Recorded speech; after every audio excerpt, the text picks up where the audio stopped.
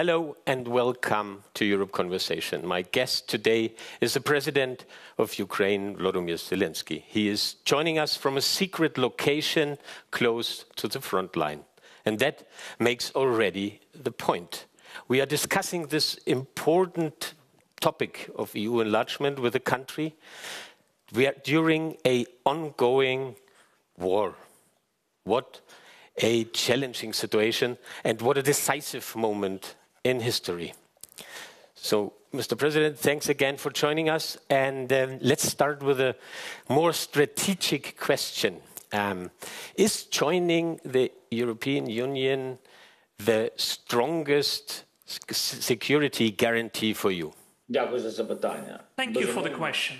Undoubtedly, that is a very important security guarantee for Ukraine. But first, as for security guarantees, I would like to say that the most important thing is the Ukrainian values. Ukraine has chosen to be the EU member through the similar feeling of life, freedom, democracy, humanity, respect to the human rights, just respect to a human, to his or her choice. And that is why we are fighting today for all of that, for our land, for our homes, for the rights and the freedoms of our state. I am now at Pokrovsk direction, and I've come here to support our warriors, our soldiers. Of course, there are some of the issues I need to solve, but the most important thing is the moral support of our warriors at the hottest direction of the combats of the front line today. And believe me, they are at war, not only for the sake of their own families, not only for their own homes, undoubtedly it is important, but for the Ukrainian future, the future of Ukraine in the European Union. So you mentioned it, the war seems to be intensifying. Russia fired in October more missiles at your country than ever before. Do you think that the EU is doing enough to end this war? Russia has intensified only because they don't succeed on the land, in the front line. That is why Putin doesn't have anything to sell to his own society. There is no success, and obviously it is very hard for him. He is spending and wasting lots of people. More than 300,000 of Russians were either wounded or they perished. 360,000 of Russians during these 10 months of this year. This is a huge number. So he started the energy terror. He hits against our energy sector. That is why there are so many missiles. This is the only thing he likes to achieve, chaos, so that people wouldn't have power during the winter without the water supply. This is how he sees his success. But he will not succeed in that as well. We will recover and we will protect ourselves.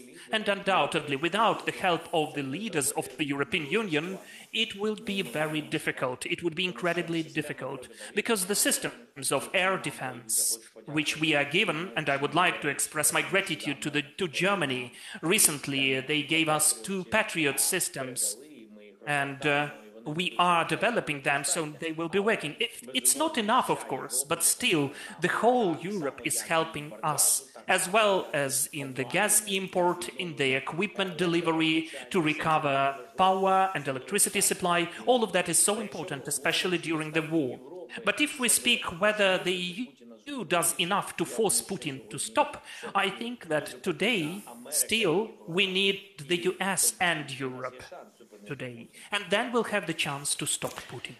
And what would you say? Can this war be won militarily? Or, you mentioned the US already, will in the end require a negotiated settlement like as President Trump says it?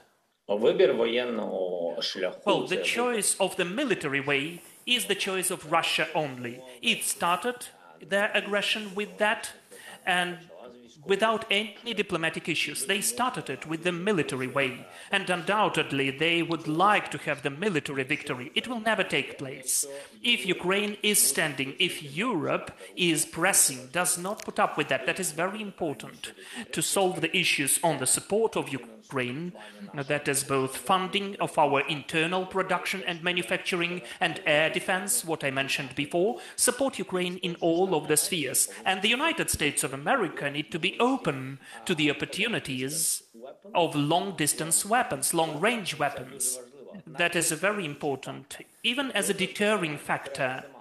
We need to have it, to use it. We need the support of the US. We need the support of President Trump about that. And it will be a decisive pressure against Russia. Then sanctions, which are so important. And here I'd like to express my gratitude to Europe, the European Union, for the 19th sanctions package. And Europe as well, because they are not postponing that. They are constantly forcing Russia to decrease their economy, which then it has to spend onto this war.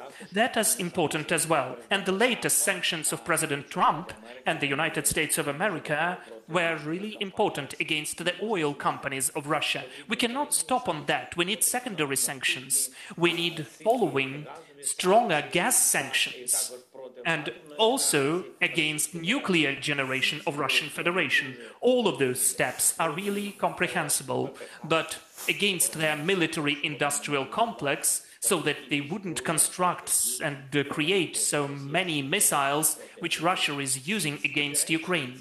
All of those things are the tools of pressure. And this is the right thing to do if the aggressor is inadequate and doesn't want to stop. These are the tools, the things which would force and push Russia to the negotiations process, to diplomacy. And undoubtedly, in this diplomacy, we'll need both America and Europe. Let's stay one moment longer with the President of the United States. Has Donald Trump given you any indication that he supports Ukraine joining the European Union? Donald Trump is supporting Ukraine as the future EU member.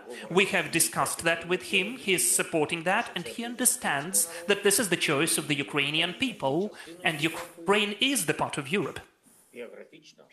Geographically, geopolitically, and historically. We were talking about the blockage of some of the points by the Hungarian leader, and I asked President Trump if he supports me in that, to help us. So he told me that he will do everything possible, whatever he can. So the Commission's new enlargement report we are discussing today here delivers a lot of positive content concerning Ukraine. At one point it states, and I quote, "Despite the very difficult circumstances the country finds itself in on account of Russia's war of aggression, Ukraine continued to demonstrate remarkable commitment to the EU accession path over the last year." Remarkable commitment, Mr. President. Does that sound like a compliment to you, or more like much more needs to happen? For us, it's a very high assessment, evaluation of our work and our service, and I would like to thank for that to the European Union, the Presidents Kostu and Ursula von der Leyen, and all of the leaders who are taking part in this process. And also the technical team, that is how we sometimes say, but the technical team are the huge number of people who are helping Ukraine that much. So for us, it is very important. For us, Ukraine is fighting for its independence, and our future is in the EU, which is the part of our independence, the part of independence from the vector and factor of Russia. And for us, it is an important factor that we are highly assessed in this during this year. It is not that easy for us during the war to conduct these or those legislative amendments, obviously because of different reasons. I don't want to complain. We are a very strong country opposing Russia and their wish to destroy us. That is why I am sure that we will introduce all of the legislative amendments and other necessary steps. We have faced the task, the assignment, to implement all of that, to prepare all of the clusters till the end of the current year. We will be ready, or at least we will try to do our best, whatever we can, to achieve that. And about that, in my opinion, we have the united country, united population, society, the power, authorities, and that's an important factor. I wouldn't like this process to be too long, too lengthy. I mean, the processes which do not depend on us. Those are clusters opening. Why?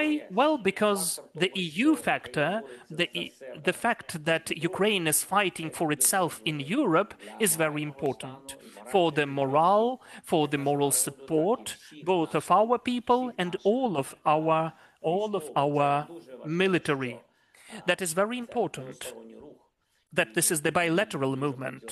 And we would really like that to be well assessed by all of the possible institutions and all of the leaders who are sometimes in doubts. So for us, the quicker Ukraine is able to open the clusters and to have the fully fledged negotiations platforms, the better it is for us. It will be a supporting factor for Ukraine.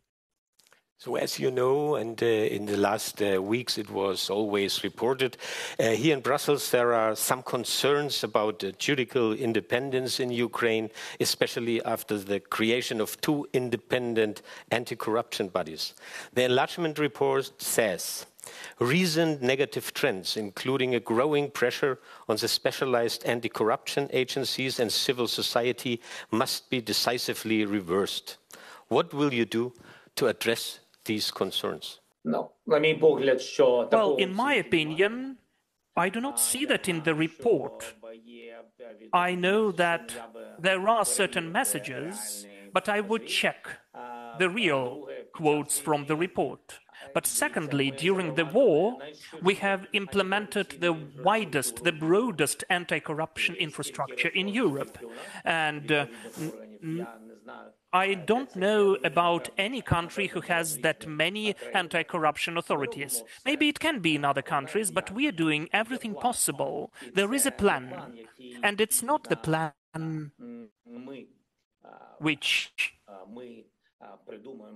we are inventing. This is the plan which we create in the dialogue with the European Union to start the negotiations platform, to open the clusters. Ukraine has to stick to the very specific list of laws and reforms. And that is why, during the war, we need to be more specific in our steps. We are focused on that in a sufficient way. There is a request from Ukraine. Our legislation should coincide or be approximate to the European one. There are certain laws and reforms, and we are implementing them. An interesting idea discussed here in Brussels, as you know, allow new members in earlier, but without full membership rights at first. Would you be willing to speed up a session, to give up a veto at the beginning? No, how can I understand that? It seems to me it's very important that we would like that Ukraine could get such a treatment as to the equals. And if we speak about the EU membership, it has to be fully fledged. It seems to me that that is very important when we have at the same table equal countries in spite of their size of the territory or the population. It's important that they share similar values. In my opinion, you cannot be semi or demi-member of the EU. Talking about veto, there is all eyes on Hungary. So Ukraine had hoped to open 5 clusters. None of them has happened because Hungary blocked it by veto. What would you be prepared to offer Viktor Orban to move this forward? I'm not sure that Ukraine has to bargain with its own values. Russia failed to do that. So I don't know. I don't think that Ukraine or that the Hungarian leader can do that. You cannot stop the people in their rights. Well, yes, you can postpone something, but it will not be for the use of both our countries. When I'm speaking about our countries, about Ukraine and Hungary, I'm totally sure that Hungarians are very friendly people. They are supporting Ukrainians, as well as the Ukrainians are respecting any nation of Europe. This is the equality, this is the respect and the values of our relations. That is very important for the future. We don't have the right as the leaders to think about ourselves and about our elections, because this is just 1 minute in the history of our nations. That's just nothing in comparison with what can be destroyed relations between the people. This is the most important, not to lose this good neighborhood. That's what's important. I don't think that I have to offer something to Viktor Orban. I think that Viktor Orban has to offer something for Ukraine, which is protecting the whole Europe from Russia. And even now, during this war, we did not get any support from him, support of our vision of life. We wouldn't like still that Viktor would support Russia, because blocking of Ukraine in the EU is the very specific support by Viktor of Putin, and that is definitely not that good. In my opinion, that is my subjective opinion. There is a totally personal impression from my side. Sometimes it looks a bit personal between you and Viktor Orban. Are you ready to repair this relationship, or are you simply hoping for a government change in Budapest next year? First of all, I don't think that anyone has the right to influence the choice of the Hungarian people and the elections in Hungary, in Budapest. That is their personal right. This war, the war for the freedom of the country, which is 40 times smaller than the aggressor is, this war will not forget anyone and anything. There will be peace, peaceful times, and we would need to look straight forward into the eyes of each other. We need to have the opportunity to respect each other, and that's it. It's nothing about being personal. It's not about personalities. We are at war for our survival, for our lives. And we would really like the Prime Minister of Hungary to support us, at least not block us. If we do everything, if there are the rules and we comply with them, whatever is needed to open the clusters, we would like us to be respected. And it's not only the respect to us, but the respect of the Hungarian leader to the rules and regulations of the European Union, as Hungary is the member of the EU. Those are the rules. So you need to do lots of important things, and then the cluster after cluster is opened. That is the way. So let's end with a, let's say, more personal approach, and let us look forward. Where will Ukraine and the EU be in 2030? Or, as I said, in a bit more personal view, will you be the president who brought Ukraine into the EU? First and foremost, I would like to believe that Ukraine will be in the EU before that. You open again the timeline. What is your wish, if it's earlier than 2030? I would like that to take place in the fair way, when Ukraine is standing for itself and when the war is over. I think it would be just and fair, because as I already mentioned, we are at war for this kind of future, for our Ukraine and for the future of Ukraine in Europe. Undoubtedly, I would like to be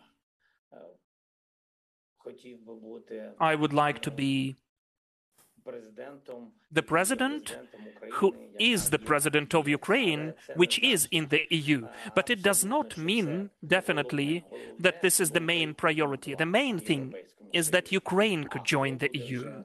But who is the president then, at the moment, is the secondary thing. So thank you for this preview, a bit of personal preview. Thank you for being our guest today, and have a good and successful day.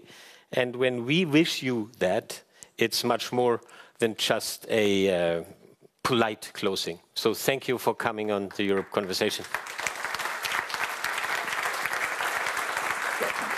Thank you.